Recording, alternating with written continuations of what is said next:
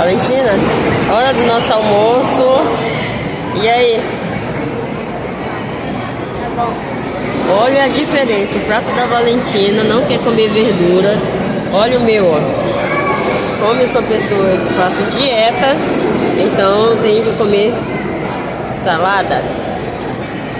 E aí, o que você tem a dizer? Eu tenho a dizer que a comida está muito boa. Tá boa a comida? É isso aí. Hoje nós saímos pra almoçar fora. A Valentina estava querendo almoçar fora, economizou e pagou. Tá certo.